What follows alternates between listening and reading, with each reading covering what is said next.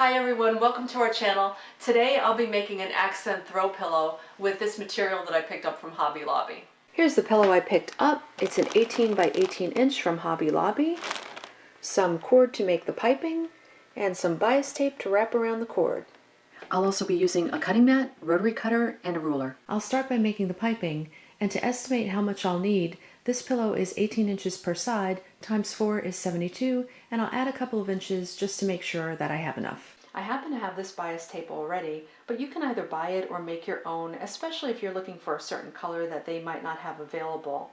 Now I'll start by putting the cording in the center of the tape, and then we're just going to fold it over in half, and I'll pin all the way down. I'm using the zipper foot on my machine, and I have my cord positioned to the right hand side. I've also adjusted the needle position as far to the right as it will go. This way I can come up as close as possible to the cord.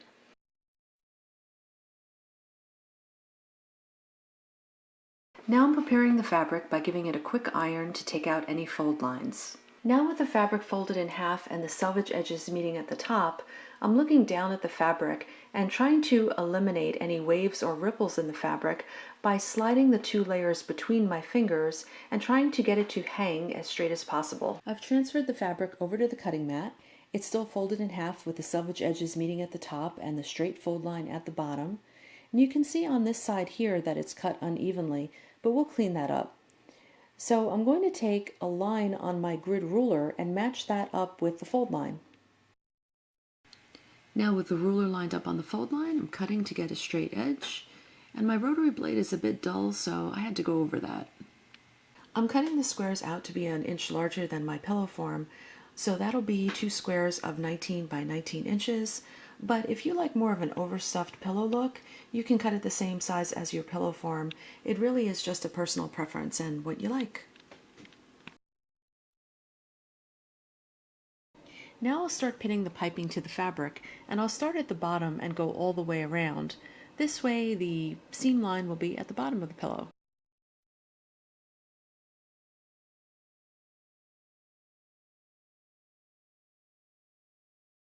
To close up the two ends of the piping, I've already trimmed the inner cord on the right side, just long enough so that it'll butt up next to the opposite cord. Then I fold the end of the bias tape in about 1/2 inch and tuck the opposite side inside of that, and that closes up everything neatly. I'll pin it down now and we're ready to sew. Now I'm sewing the piping onto the fabric, and I'm still using the zipper foot to be able to hug the piping. And I'm definitely taking my time with this, especially stopping to pivot around those corners. Now that the piping is sewn on, I'll take the second piece of fabric and lay it on top of the first piece, making sure the pattern is facing in the right direction and the right sides are touching each other. Now I can pin them together and sew it up. I'm pinning the two pieces together, and I'm leaving an opening of about 12 inches on one side so that I'll have room to stuff the pillow in. I start sewing at one end of the opening that I left earlier, and I go all the way around until I reach the opposite end of the opening. I still have my zipper foot on, and the needle is all the way to the right so that I can really hug that piping all the way around. Now I'm cutting off the pillow corners, making sure not to cut into the stitch line, and this will make the pillow corners less bulky when I turn the pillow inside out. Now we're ready to turn the pillow inside out, and I'm going in on the inside and using my fingers to pop out all of the corners.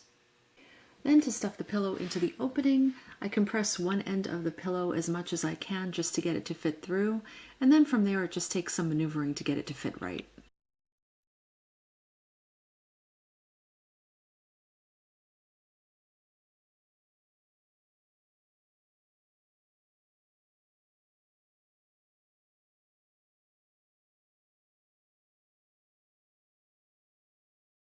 Okay, now my pillow is stuffed inside, and on the side that I have to sew together, what I've done here is I've folded this over about 1/2 inch, and I've already ironed it to give me a nice sharp line there.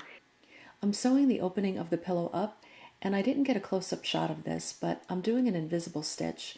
You can also call it a ladder stitch or a slip stitch, and basically it just hides the stitching so that you won't even be able to see it. And the pillow's done. If you liked the video, please give us a thumbs up, please subscribe, and we'll catch you next time.